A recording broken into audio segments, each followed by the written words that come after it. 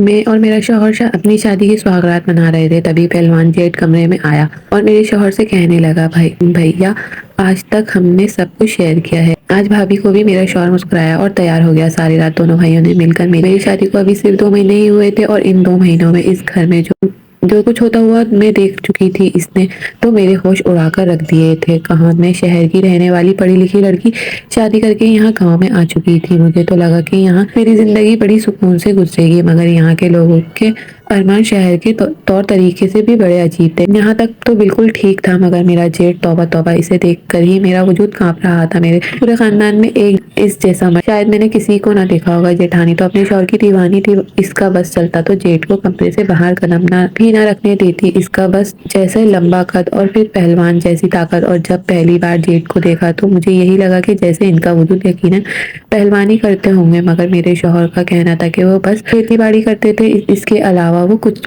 काम नहीं है।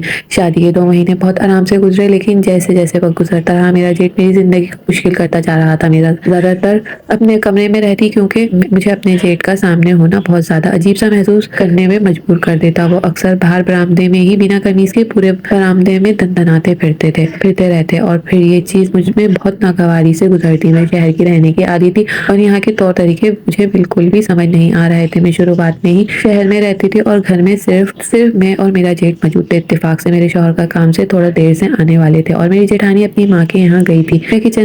मैं किचन में आराम से खाना बना रही थी। जेठ मुझे टिकटिकी लगाए हुए देखने लगा। मुझे बिल्कुल भी होश नहीं था कि मैं अपना दुपट्टा उतारकर कुर्सी पे रखा हुआ है और ध्यान मेरा काम में ही काम कर रही थी, क्योंकि मुझे लग रहा था कि घर में अभी उस वक्त कोई नहीं। जेठ अपने कमरे में मौजूद है, इसलिए गर्मी होने की वजह से मैंने दुपट्टा अपने बदन से हटा दिया था और यही मेरी जिंदगी की सबसे बड़ी गलती थी। अचानक ही मुझे अपने जिस्म पर किसी की आंखों की तपिश महसूस हुई। मैंने बेसाख्ता लपटी और सामने अपने जेठ को बिना कमीज के देखकर एकदम बौखला गई।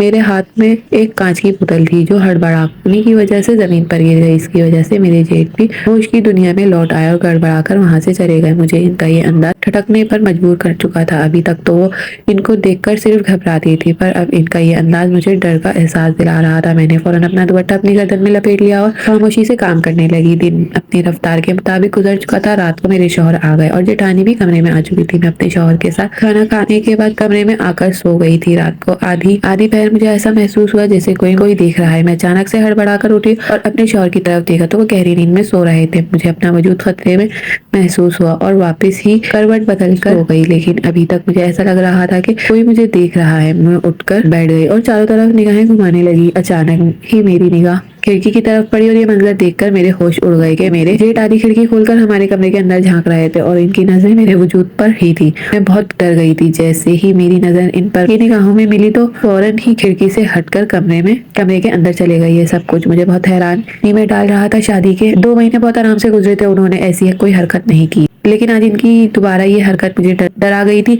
इस बार मैं अपने शौहर को बताना चाहती थी कि आपका भाई मुझे अच्छी नजरों से नहीं देख रहा, लेकिन ये सिर्फ आज ही हुआ था। इस वजह से मैंने अपने शौहर को बताना सही नहीं समझा। मेरे दिमाग में यही बात आई कि इनको बुरा ना लग जाए, क्योंकि वहाँ इनके भाई और बड़ा भाई तो वैसे भी बाप के जगह होता था। पहले ही मेरी माँ ने मुझे समझाया था कि किसी बहस से बहस मत करना, किसी को कुछ मत कहना। पहले ही सब यही कह रहे थे कि शहर की लड़कियां, मेरे दिल में ही ये बात बैठ गई थी कि अब मैं कुछ कहती हूँ तो ये सब ही कहते रहेंगे, शहर से आई है, पढ़ी लिखी लड़की है तो अपनी पढ़ाई का शहर में रहने का रोब झाड़ रही है। मैंने यही सब बातें सोचकर सारी चीजों को एक साइड पर रख दिया और दरवाजा और खिड़की अच्छी से बंद करके सो गई। अगली सुबह जब मेरी आंख खुली तो सब लोग ही जागे थे। मेरी जेठानी की एक बेटी थी जो अभी सिर्फ 8 साल की थी। मेरी जेठानी जल्दी जल्दी से इसको स्कूल भेजने के चक्कर में धीमे किचन में दाखिल हुई और अपने शौहर के लिए नाश्ता बनाने लगी। जेठानी बहुत मिलनसार थी, वो मुझे इधर उधर की बातें करने लगी। मेरे दिल में एकदम ही ख्याल आया क्यों ना इसके बारे में जेठानी को बता दूं, लेकिन फिर मैंने यही सोचा कि वो जेठ बहुत ज्यादा प्यार मोहब्बत करती है। अगर मेरी ये बात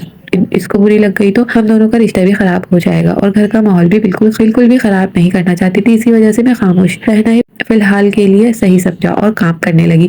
थोड़ी देर बाद ही शौहर और जेठ जा चुके थे। हम लोगों ने नाश्ता वगैरह लगाया और इनके पास बैठ गए। इस तरीके से बैठी थी कि मेरा शौहर जेठ के आमने सामने टेबल पर बैठे हुए थे। मैं इनके बीच वाले हिस्से में बैठी हुई थी और मेरी जेठानी भी मेरे सामने बैठी हुई थी। टेबल के चकोर हिस्से में लगा हुआ था। अचानक ही बात करते करते मेरे जेठ ने मेरे हाथ पर हाथ रख दिया। इनका हाथ लगने से मेरे जिस्म में करंट सा दौड़ गया। मैं फौरन ही इनसे दूर हो गई और अपने शौहर के करीब होकर बैठ गई। वो बिल्कुल ऐसे हो गए जैसे कोई बात ना हुई हो और मेरे शौहर ने भी मुझे आंखें दिखाकर नॉर्मल रहने का इशारा किया। जबकि मेरी निगाहें मेरी जेठानी की आंखों से मिली। मैं ये देख सकती थी ये मंजर इनकी आंखों में छुपा नहीं था। हम लोग एकदम से चुप हो गए। थोड़ी देर ही खामोशी से नाश्ता किया, वो दोनों चले गए। मुझे अब अपना आप महसूस नहीं हो रहा था, क्योंकि एक औरत गैर मर्द की नजर अपनी तरफ उठते हुए महसूस कर लेती है। वो किस तरीके की नजरों में इसे महसूस कर चुकी थी। मेरा जेठ मुझसे कितनी निगाहें रखता था, वक्त गुजरता जा रहा था और मेरा जेठ की बदतमीजी बढ़ती चली जा रही थी। ये सब कुछ मुझे बहुत परेशान कर रहा था। मैं अपने शौहर और जेठानी से इस बारे में बात नहीं कर पा रही थी कि अगर मैं इन दोनों से कुछ बात करूंगी तो वो लोग क्या समझेंगे। मैं अपने जेठ पर इल्जाम लगा रही हूँ और वैसे भी काम के लोग उल्टा ही मतलब ले जाते हैं और घर का माहौल बिल्कुल भी किसी तौर पर खराब नहीं करना चाहती थी। इसी वजह से खामोश रह गई। मेरा शौहर गाँव से थोड़ी दूर काम करता था। एक रात अचानक ही मेरे पास इनका फोन आया और कहने लगे फैक्ट्री में बहुत बहुत ज्यादा है, इसी वजह से आज घर नहीं आ पाऊंगा। ये बात सुनकर एक पल के लिए मैं सहम गई। मैंने फौरन कहा प्लीज आप घर आ जाओ ना। न जाने मुझे एक डर सा महसूस हो रहा था। अपने आप को बिल्कुल महसूस नहीं कर पा रही थी, जबकि मेरी जेठानी घर के अंदर ही मौजूद थी। ये बात मेरे शौहर मुझे समझाने लगे कि कोई बात नहीं, घर पर सब लोग मौजूद हैं, तुम्हें डरने की कोई जरूरत नहीं। खाना वगैरह खाकर सो जाना। मेरे लिए आ जाना बहुत मुश्किल हो जाए आज आना बहुत मुश्किल हो जाएगा। मेरे शौहर ने साफ लफ्जों में मुझे बोल दिया था। आज मैं किसी तौर पर घर नहीं आ पाऊंगा। ये बात सुनकर बिल्कुल खामोश हो गई थी और खाने पर जब इनका जिक्र हुआ तो मैंने अपनी जेठानी को बताया कि आज अकबल घर नहीं आ पाएंगे। बात सुनकर मेरे जेठ के चेहरे पर एक चमक सी आई, जो मेरी आंखों में से बिल्कुल छुपा नहीं सकती थी। लेकिन मैं कुछ नहीं बोली और खामोशी से खाना खाकर अपने कमरे में चली गई। ये शादी के बाद मेरी पहली रात थी जो मैं अपने शौहर के बगैर गुजार रही थी और आज ही अपना आप बिल्कुल भी महसूस नहीं लग रहा था। मैंने दरवाजा अच्छे से बंद कर दिया बात थी और लेकिन अब जब मेरे जेठ की निगाहें मुझ पर बदली तो तभी मैंने खुद को मुकम्मल ही महफूज कर लिया। इस घर में नहीं कर सकती थी। यही सब सोचते सोचते न जाने मेरी किस पहर आंख लग गई। मुझे मालूम न हुआ कि रात के आधी पहर मुझे ऐसा महसूस हुआ जैसे मेरे बेड पर कोई बैठा हुआ है। मैं समझी शायद मेरे शौहर आ चुके हैं। मैंने फौरन इनके बाजू को लपट कर अपने सीने पर रख दिया और सो रही थी। लेकिन आज मुझे इनका वजूद कुछ ज्यादा ही बड़ा महसूस हुआ तो मुझे होने का अंदाज हुआ। इसलिए मैंने इससे झटके से अपनी आंखें खोली और जैसे ही सामने लेटे हुए बंदे को देखा तो मेरे होश उड़ गए और मैं फौरन ही इनके झटके से दूर हो गई, क्योंकि वो इंसान मेरा शौहर नहीं था बल्कि मेरा जेठ था। इनके हाथ में एक नाइटी थी। वो देखकर मैं बहुत ज्यादा डर गई थी। वो अचानक मेरे नजदीक हो गए। कहने लगे अरे तुम मुझसे दूर क्यों हो रही हो? मैं भी तुम्हारे जैसा ही हूँ, तुम मेरे करीब आओ। ये इनकी बातें सुनकर बहुत ज्यादा डर गई थी। इनका अंदाज बहुत अजीब था। मैं डर के मारे कांपने लगी थी। मैं शोर मचाना चाहती थी लेकिन ऐसा लग रहा था जैसे मेरे गले की आवाज भी ना हो। बिल्कुल खामोश हो चुकी थी। एक टिकटिकी बांधे अपने जेठ को देख रही थी। अचानक ही मेरे जेठ ने मुझ पर गलत गलत बातें बताना शुरू कर दी। वो कहते हैं ना कि तुम आज बहुत ज्यादा खूबसूरत लग रही हो। आज अगर अकमल घर पर नहीं है तो हम दोनों आज की रात का फायदा उठाना चाहिए। मैंने तुम्हारी भाभी को नींद की गोलियां दे दी है। वो सो चुकी है, आराम से अपनी रात को रंगीन कर सकते हैं। वो मुझे जो भाभी का आसरा था, जब पता चला कि वो नींद की गोलियां देकर सुला दिया है, ये सुनकर मेरा दिल बैठा जा रहा था। मैं तुम्हारे लिए शहर से ये नाइटी लेकर आया हूँ। जाओ ये पहन कर आओ, मुझे दिखाओ कि तुम कैसी लग रही हो। तुम शर्मा क्यों रही हो? शहर की लड़कियां तो बेबाक होती हैं। अरे वो तो खुशी खुशी से ऐसे कपड़े पहनती है। तुम्हारा जिस्म बहुत खूबसूरत है, इसलिए काले रंग की नाइटी लाया हूँ, क्योंकि तुम्हारे गोरे बदन पर काले रंग बहुत जचेगा। ये बात सुनकर मेरे हाथ पैर बहुत बुरी तरीके से कांपना शुरू हो गए थे। इनकी गंदी नजरें मेरे जिस्म को आर पार हो रही थी। मैंने खुद हिम्मत जमा की और मेरा हाथ पकड़कर धीरे धीरे सहला रहे थे। मैंने फौरन ही इनको खुद से दूर झटका दिया और बेड से उतरकर थरथर कांपने लगी। मेरा वजूद पसीने से सारा भीग चुका था। मुझे समझ नहीं आ रहा था मैं क्या करूं। मैं अगर चीखती चिल्लाती तो कोई फर्क नहीं पड़ता, क्योंकि मेरी भाभी को नींद की गोलियां दे चुके थे, यानी इनको बिल्कुल भी होश नहीं था। ये सब कुछ मेरे रोंगटे खड़े होना शुरू हो गए थे। वहां से भागने की कोशिश करने लगी थी।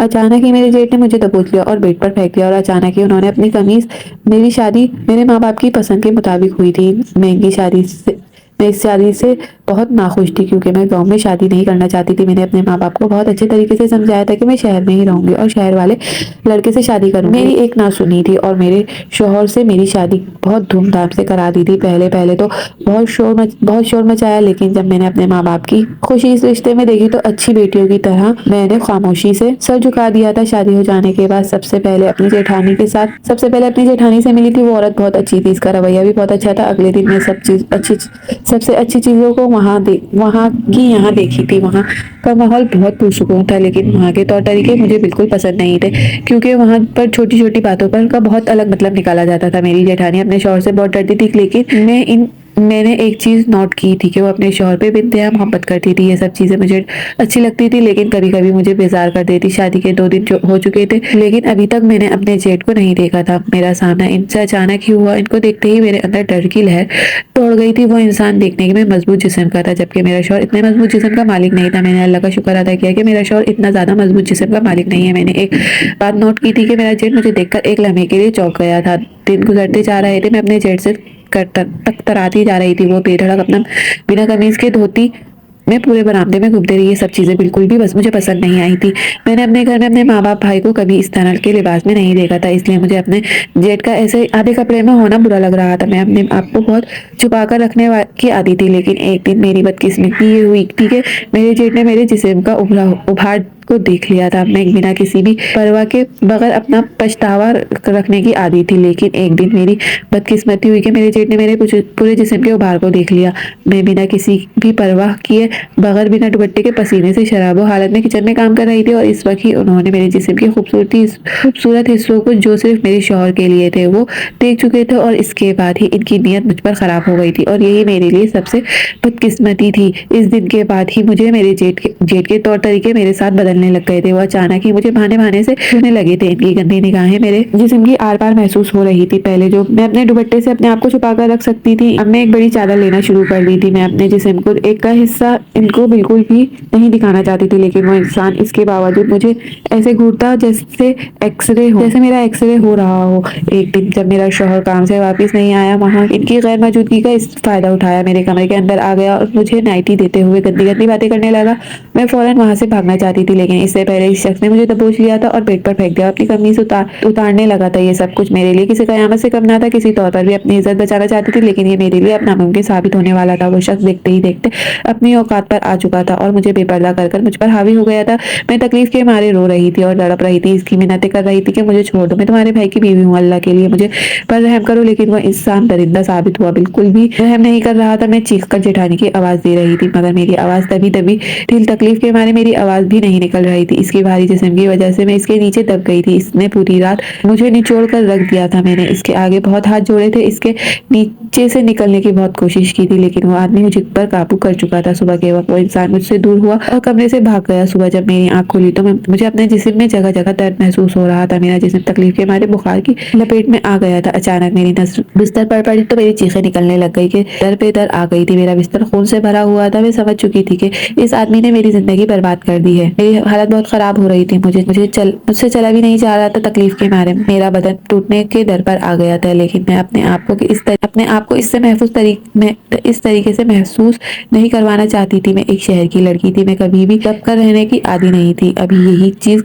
सोच रही थी कि जैसे ही मेरे शौहर घर आएंगे तो इनके भाई के करतूत से आगाह करूंगी। वो इंसान मेरे साथ कितना बड़ा जुल्म रात भर करता रहा है। मैं ये सोच रही थी कि अचानक ही मेरा शौहर दरवाजा खुलते ही अंदर आ गया, लेकिन मेरी हालत देखकर दरवाजे पर रुक गया और पूछने लगा, क्या तुम्हें क्या हुआ है कि तुम बिना कपड़ों के क्यों बैठी हुई हो, और ये क्या हालत हो रही है घर की। इसको महसूस हो चुका था कि कुछ तो यहाँ गलत हुआ है। मैंने भरी हुई आंखों से इसकी तरफ देखा और धीमी आवाज में कहने लगी, ये सब कुछ तुम्हारे बड़े भाई ने किया है, जिसको तुम बाप मानते हो। इस आदमी ने तुम्हारी गैर मौजूदगी में बस तुम्हारी बीवी की इज्जत को तार तार कर दिया। मेरा दिल चाह रहा था कि मैं इसे उठो और इस घटिया इंसान के इसका मुंह तोड़ दूं, जिसने मुझे कहीं का नहीं छोड़ा। जबकि मेरा शौहर ये बात सुनकर अजीब अंदाज में मुस्कुराए। ये चीज देखकर मेरे रोंगटे खड़े हो गए और मैंने हैरान होते हुए कहने लगी कि आप मेरी इस बात को सुनने के बाद हंस क्यों रहे हैं। आपके भाई ने मेरी जिंदगी बर्बाद कर दी है। आपके चेहरे पर मुस्कुराहट, कुछ समझ नहीं आ रहा क्या बोल रही हूँ। अचानक ही हंसते हुए मेरे बराबर में बैठ गया और कहने लगा, मैं कौन सी बड़ी बात है, अगर भाई ने तुम्हारा साथ एक रात गुजार ली तो मुझे कोई फर्क नहीं पड़ता। मेरे शौहर का अंदाज बहुत नॉर्मल था। ऐसा लगता था कि जैसे इनकी ही सब कुछ प्लानिंग हो। मैं हैरान रह गई। मेरा दिल चाह रहा था कि मैं यहाँ से उठकर चली जाऊँ, जबकि मैं अपने शौहर का चेहरा देखते हुए नफरत भरे अंदाज से पूछा,